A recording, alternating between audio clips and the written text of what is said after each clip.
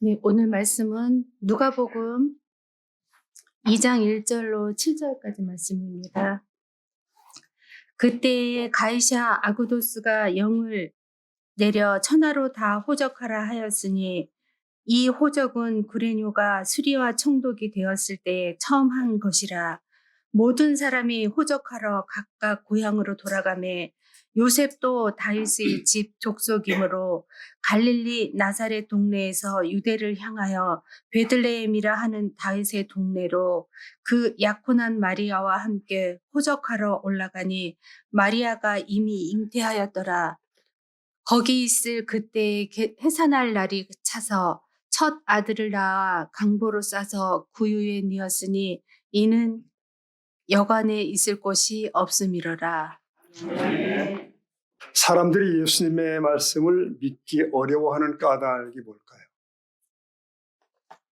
그의 말씀이 우리가 익숙한 세상의 가치와 기준을 뒤집기 때문이다 라고 말할 수 있습니다. 인간은 죄로 말미암아 하나님의 가치와 기준에서 멀리 떨어져 있습니다. 우리가 당연하다고 여기는 혹은 익숙하게 여기는 그런 것들이 실상 하나님으로부터는 멀리 떨어져서 왜곡된 것들이 대부분입니다. 수태고지라는 그 그림, 명화를 보신 기억이 있으실 겁니다. 마리아가 천사의 방문을 받고 자신에게 임하신 하나님의 역사를 이제 찬양을 하는데 그 내용을 가만히 보면 한마디로 세상을 뒤집으시는 하나님이라는 주제와 걸맞다고 보여집니다. 그러니까 자기처럼 비천한 여종에게 임하셔서 메시아의 조상이 되게 하시는 그 하나님을 찬양하는 거죠. 자신을 복의 통로가 되게 하시는 그 하나님을 높이는 노래가 있습니다.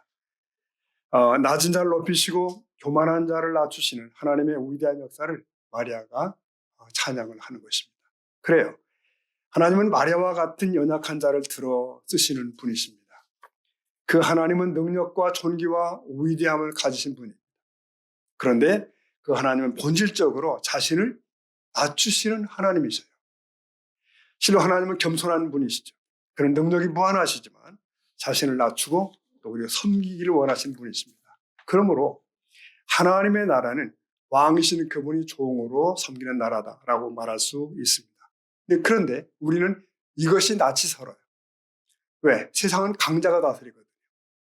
우리는 그런 세상에 다 익숙해 있기 때문에 이게 이해가 되지 않습니다. 한 문장에 들어올 수 없는 단어가 있다면 위대함과 낮아짐이라는 단어일 겁니다. 위대함과 낮아짐. 안 어울리죠. 세상에서 위대한 사람이라고 하면 보통 겸손, 섬김, 희생 그런 거 아니고 거리가 멀죠. 그게 우리가 길들여진 세상의 가치관입니다. 그러나 홀로 높임을 받으실 존귀하신 하나님 그분은 한없이 자신을 낮추시는 겸손하신 분이다. 모든 영광을 하나님께 돌리자라고 했을 때 이게 이기적인 하나님이 아닐까라는 생각을 하신 적이 있으신지요? 근데 그렇지 않습니다. 모든 영광을 받기에 합당하신 그 하나님은 한없이 자신을 낮추시는 겸손하신 바로 그분이시기 때문입니다. 성탄절이 지척에 와 있죠. 이 시즌이야말로 그런 하나님을 새롭게 만나는 계절이기를 원합니다. 예수님의 출생과 그분이 행하신 모든 일들은 하나님이 어떤 분인가를 나타내고 있어요. 예수님은 바로 출생부터 그분이 어떤 분인지를 우리에게 확연하게 드러내 주시고 있습니다. 지극히 높으시고 위대하신 하나님께서는 한없이 자신을 낮추시는 겸손하신 분임을 우리에게 인류에게 보여주십니다. 자, 예수님께서 다 출생하신 그 때로 가보도록 하겠습니다.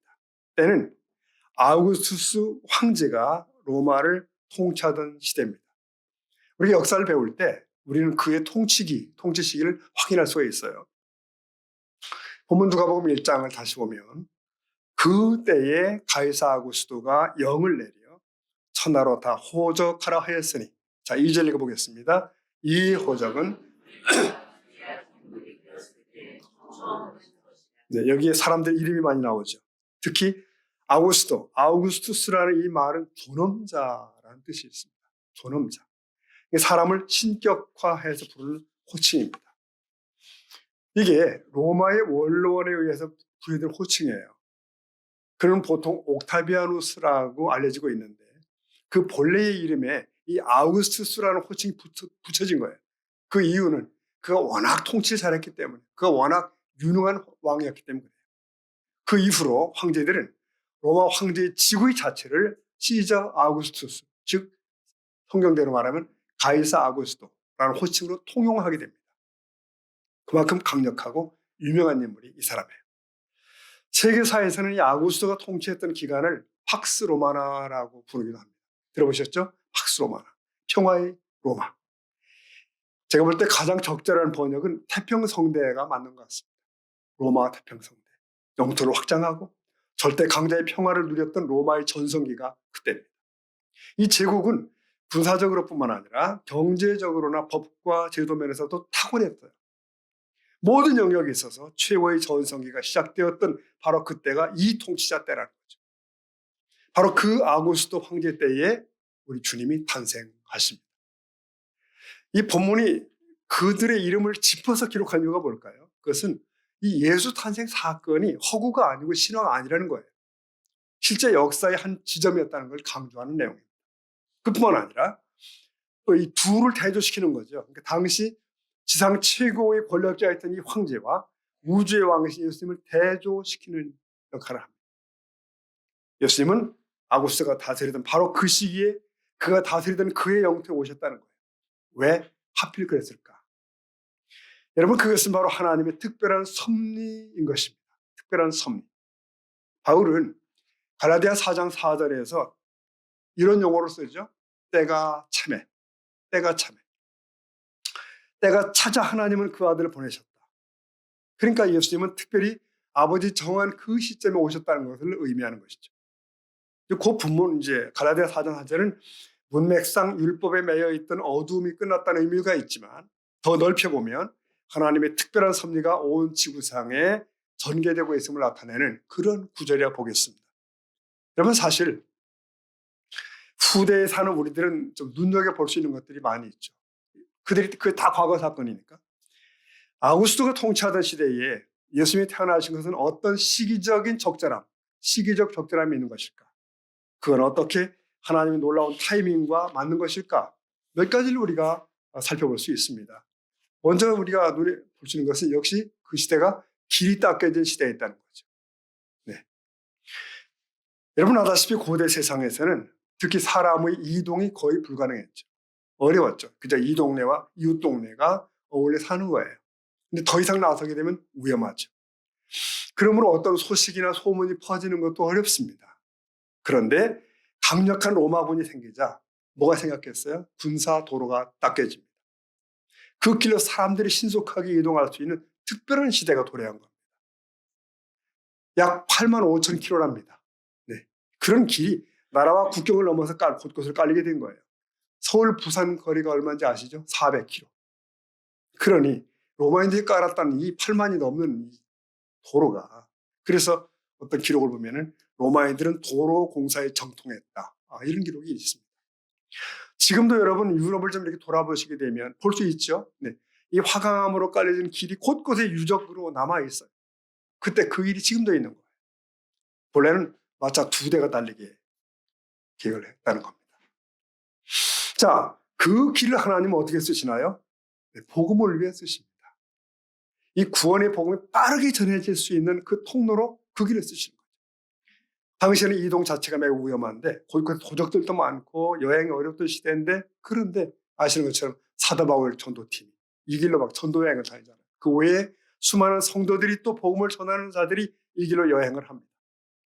물론 무역과 통상을 하는 사람들이 그 길로 다녔지만 무엇보다도 구속사적으로 볼 때 복음을 전할 수 있는 특별한 길이 열린 거죠. 특별한 시대가. 모든 길은 어디로 통해요? 로마로 통한다 라는 속담이 그때부터 생기기 시작한 거예요. 모든 길이 로마로 통하지만 정작 이 길은 모든 사람이 복음을 들을 수 있는 하나님의 수단이 되었던 줄로 믿습니다. 성경의 번역이라는 그 다음 타이밍이 있습니다. 로마의 전성기 그 당시의 성경이 일반 언어로 번역이 된 겁니다. 이 주중했던 세계 전체가 로마 제국의 통치하에서 헬라 문화를 공유하게 된 거예요. 헬라어는 공통어가 된 거죠. 지금 영어처럼. 아직까지 구약 성경은 그때 히브리어로 전해져 오고 있었습니다. 유대인들만 알 수 있는 거죠. 조금 까탈스러운 언어거든요. 그런데 이 구약책이 헬라어로 번역이 된 거예요.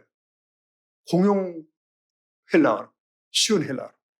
그러면서 70인역이라고 불리우는 성경이 나오게 됩니다. 이때 이제 구약학자 70명이 참여했다 해서 70인경인데 뭐 히브리어 헬라가 능통한 이들이 이제 왔었겠죠. 이렇게 성경이 세계 공용어로 번역된 건 대단한 사건이었습니다. 이제 히브리어를 모르는 많은 사람들도 성경을 읽게 된 거죠. 초기 교회들은 이 성경을 보면서 구약에서 말하는 그 메시아가 이 예수 그리스도라는 사실을 전하고 깨달았던 거예요. 아마 예수님의 제자들 가운데도 몇몇은 이 헬라어를 알고 있었다고 여겨집니다. 특히 사도 바울은 유럽 각처로 이 70인경을 사용하면서 아마 복음을 전했겠죠. 그는 로마의 도로를 이용하면서 그리고 능숙한 헬라어를 사용하면서 복음을 전하게 된 겁니다. 이 얼마나 놀라운 하나님의 때의 섭리입니까? 또 있습니다. 네, 메시아 갈망이라고 되어 있는데 여러분 이 시대는 사실은 이 메시아를 아주 갈급하게 기다리던 그 절정의 시대라고 말할 수 있습니다. 유대인들의 관점에서 보면 오실 메시아를 더 깊이 더 많이 갈망하는 시기다. 여러분 우리나라도 일제치하 36년을 지내왔지만 유대 땅은 36년이 아니라 수세기에 걸쳐서 식민지 상태로 있는 거예요. 로마의 통치를 받았습니다. 외세의 허덕이에요. 그래서 이제야말로 무력 봉기를 해서라도 해방되어야 된다. 그런 갈망들이 폭발하기 직전 바로 그 시대였어요.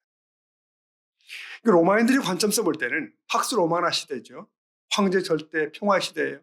그러나 지배를 받는 식민족에서 볼 때는 이건 뭐 희망이 없는 시대가 아닙니다. 어두운 시대라는 거예요.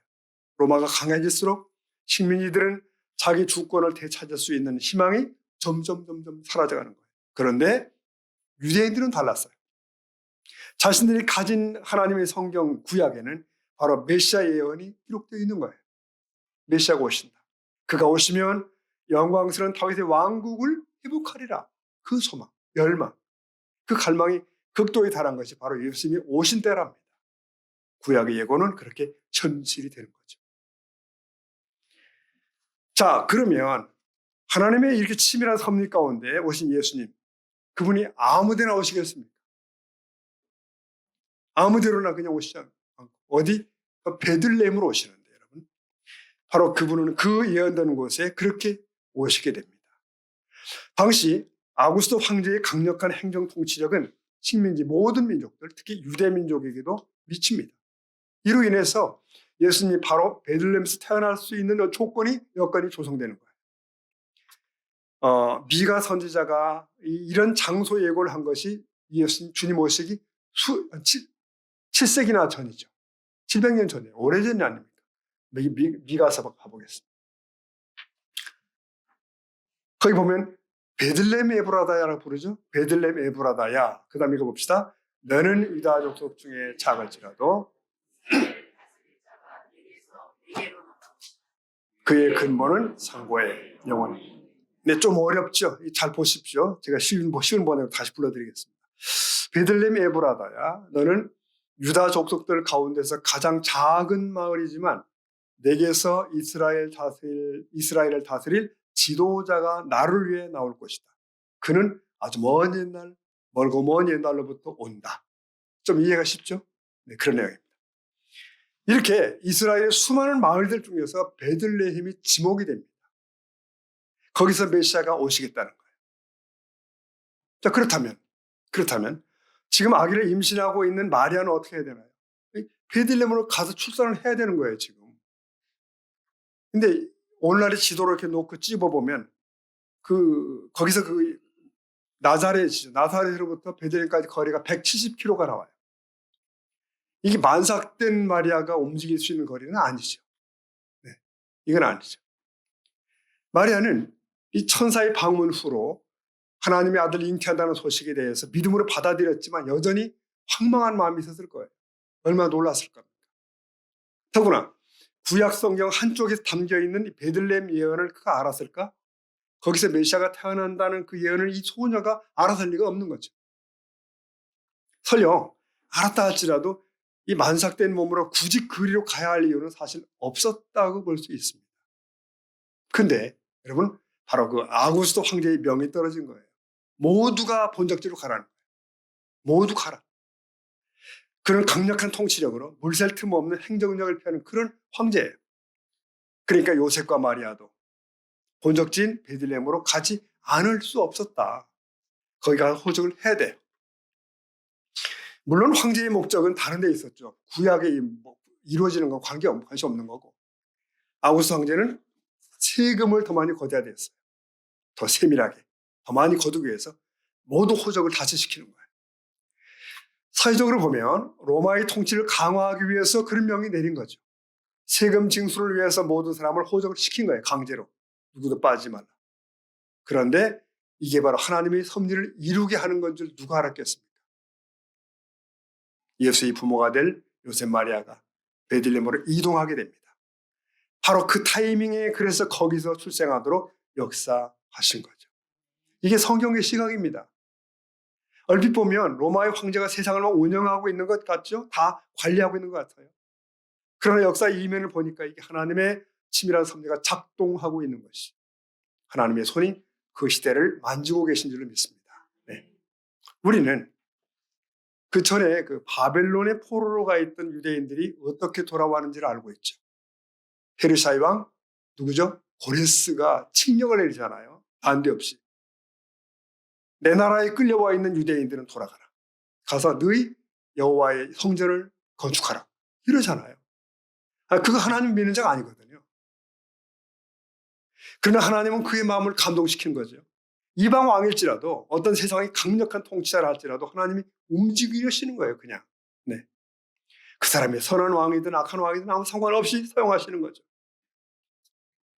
여러분 출애굽 때에는 변덕 심한 누구? 왕 바로까지도 활용하시잖아요. 다 활용하십니다. 여러분 이 세상에 그 어떤 강력한 통치자라 할지라도 하나님의 통치를 거스를 수가 없는 줄로 믿습니다. 그러므로 여러분 오늘 요즘 이 세상을 보면서도 너무 두려워하지 마십니다. 이 나라가 어디로 갈까 너무 낙심하지 마십니다. 너무 당황하지 말고 우리 하나님의 섭리를 믿고 믿음으로 기대하고 믿음으로 기도해야 되는 거죠. 네.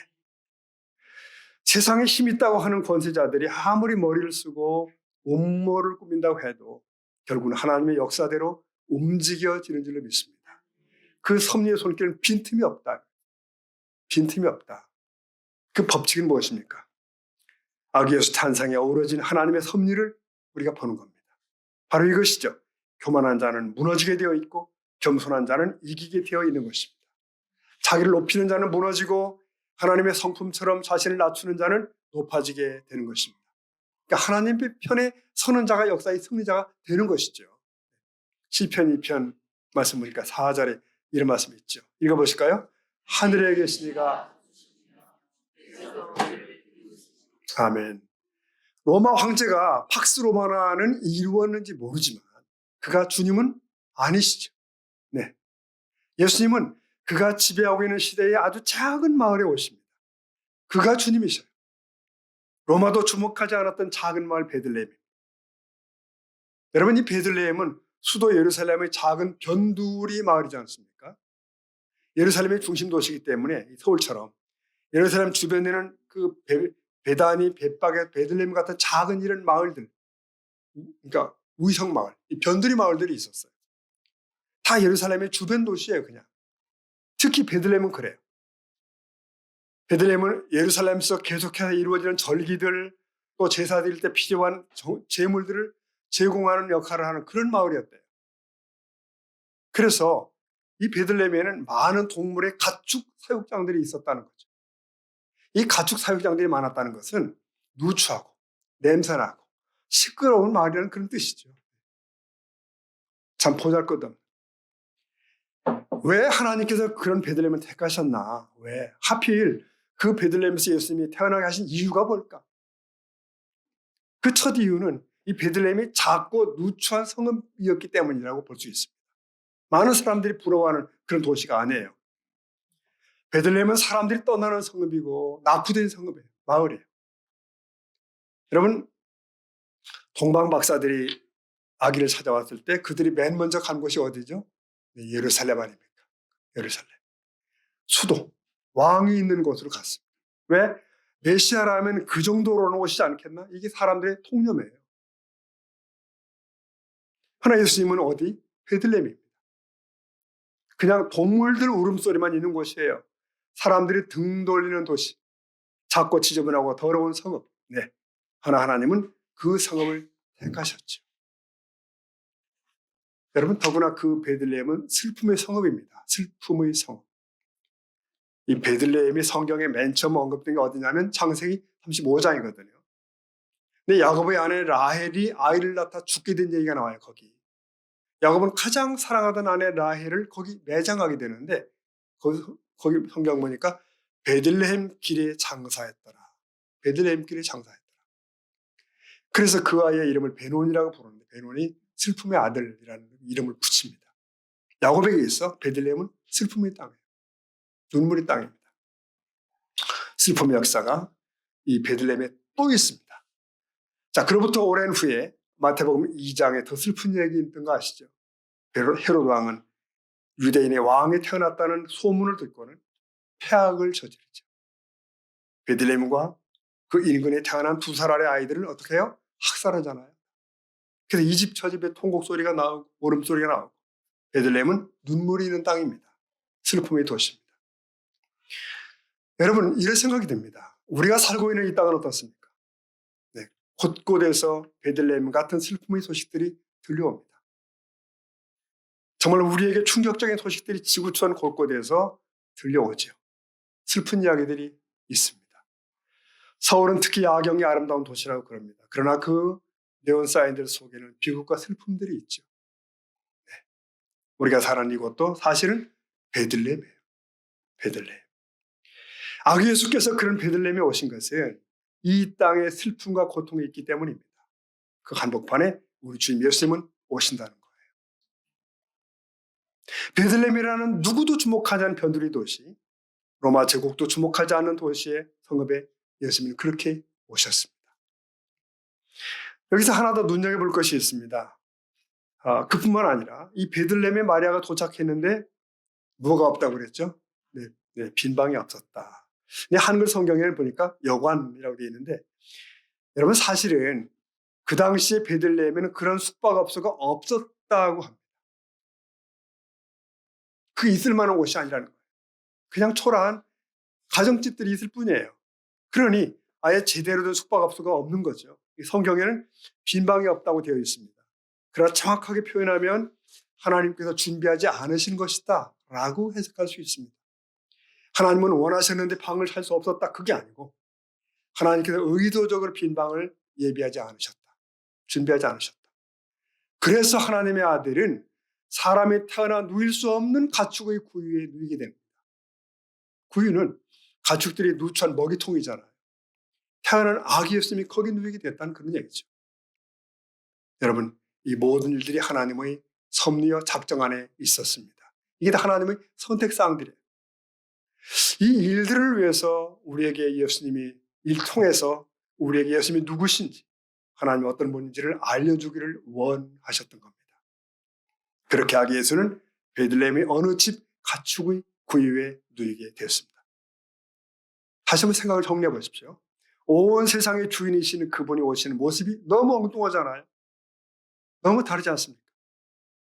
동물의 먹이통에 태어나신 이 하나님의 낮아지심이 이해가 되지 않는 겁니다. 우리는. 얼마나 우리에게 낯선 일이에요. 얼마나 우리의 가치를 뒤집는 것입니까? 그래요. 그분은 세상의 왕들과는 너무나 다르십니다. 달라도 너무 다르신 거죠. 세상은 어때요? 좀 높은 자리에 오르면 위세합니다. 권세의 자리에 가면 의전이 달라지는 세상이에요. 여러분, 지금 21세기지만 영국이나 일본 같은 나라들은 왕이 있잖아요. 왕. 물론 형식상 왕인데, 그럼에도 그들 왕에 대한 예우는 극진하고 항상 주목을 받고 추앙을 받고 그러지 않습니까? 그런데 하늘의 왕이신 그분이 이 땅에 오실 때는 어때요? 어떤 곳에, 어떤 마을에, 어떤 모습으로 오셨습니까? 네. 그것이야말로 우리 하나님이 어떤 분인지를 보여주는 사인이라 말할 수 있습니다. 하나님은 그런 분이구나.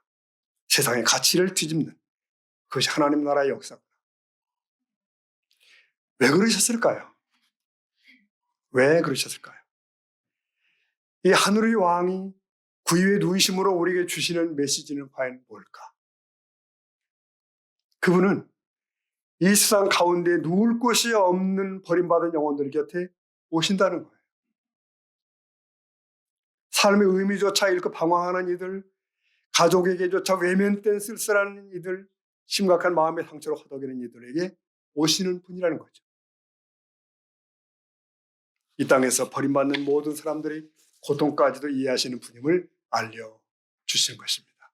그래서 누구든지 그 앞에 나아갈 수 있는 분임을 보여주시는 것입니다. 누구든지. 우리 중 누구든지. 그 누구도 그 예수님 앞에 설 때 가난 때문이라고 버림받음 때문이라고 살 소망도 없다고 말할 수 없게 하시려고 예수님은 가장 비천한 모습으로 오신 줄로 믿습니다. 그 예수님 앞에 설 때 우리 모두는 부유한 자가 되는 거예요. 갑자기. 다 부유한 자가 되시는 거예요. 왜? 예수님은 자기의 것이 없는 분이기 때문에. 세상의 어떤 종교 지도자들은 부유한 가정에서 태어났다고도 하고 왕궁에서 태어났다고도 하고 그럽니다. 그러나 예수님은 출생 때부터 가장 비천한 모습이었어요. 나무의 구유에 누이시고 나무의 배를 타고 설교하시고 나무의 다락방을 빌려서 마지막 식사를 하시고 나무의 무덤에 묻히시고 나무의 죄를 대신하여 죽으시고 온전히 100%의 순수한 헌신과 드림, 섬김의 낮아짐, 그게 그분이시라는 거죠. 그러므로 사도 바울은 고린도후서 8장 9절서 이렇게 의미심장한 얘기를 합니다. 우리 주 예수 그리스도의 은혜를 너희가 알거니와. 다 같이 볼까요? 부여하신 이로써 너희를 위하여 가난하게 되시고 그의 가난함으로 말미암아 너희를 부유하게 하려 하시고. 아멘. 이해되시지 않습니까? 그래서 그분 앞에 서면 우리 모두가 부유한 자가 되는 거예요. 네. 여러분, 누구에겐가 멸시받았던 기억이 있다면 예수님보다 더 했겠습니까? 언젠가 배신의 아픔이 있다면 예수님보다 더 배신을 받았을까요? 이 땅의 가장 가난한 자도 그 가난을 부끄러워하지 않을 수 있는 것은 하늘의 하나님, 왕이신 그분이 가장 가난한 자리에 계시기 때문입니다. 그로 인해서 모든 자를 부욕해 하시는 하나님이심을 우리에게 보여주십니다. 이게 성탄절에 오신 예수님의 모습인 줄로 믿습니다. 매듭하겠습니다. 예수님 당시를 잠깐 돌아가 보십시오. 로마의 황제 아구스토라는 그 이름은 존엄자라고 했습니다. 존엄자. 이 존엄자라는 타이틀은 사실 신께만, 하나님께만 붙여질 수 있는 칭호예요. 후에 로마의 황제들은 그리스도인들을 박해하며 이런 질문을 합니다. 시저인가 그리스도인가 둘 중 하나를 택하라. 시저냐 그리스도냐 택하라. 이런 질문으로서 크리스천들을 판별해내었고 죽이게 됩니다. 신실한 성도들은 주 예수 그리스도를 부인하지 않았고 시저를 신으로 인정하지 않았습니다. 아구스토를 왕으로 인정하지 않아서 순교하게 된 거예요. 자기가 아구스토가 되려고 하는 사람은 세상의 평화를 가져다 줄 수가 없습니다. 오히려 세상의 평화를 깨뜨리죠. 그는 법과 무력으로 팍스 로마나를 이루었을지라도 진정한 평화는 이루어지지 않았습니다. 진정한 평화의 왕은 예수 그리스도이신 줄로 믿습니다. 그는 오히려 자신을 희생하고 낮아짐으로 섬기시죠. 종으로 자신을 십자가에 내놓으신 하늘의 왕입니다. 그 이후에 오신 겸손한 그분으로 인해서만 이 땅에 참된 평화가 임하는 것입니다. 성도 여러분, 우리는 베들레헴에 오신 구유에 누우신 하늘의 왕을 주목해야 합니다. 만일 구유를 주목하지 않고 면류관을 주목한다면 우리는 아구스토처럼 되는 것입니다. 그건 절대로 성공할 수 없는 길이에요. 잘못된 길이에요. 허나 구유에 누우신 하늘의 왕을 바라보며 스스로 낮은 자리에 희생하는 자리로 나아갈 수 있다면 그는 참된 평화의 통로가 될 줄로 믿습니다. 그를 통해 하나님은 영광을 받으시겠죠. 그렇습니다. 예수님은 아구스토가 아니라 평화의 왕으로 오셨습니다. 구유에 누우신 하늘의 왕, 그 구유를 바라보는 우리의 삶이 될 수 있기를 예수님의 이름으로 축복합니다. 아멘. 기도하시겠습니다.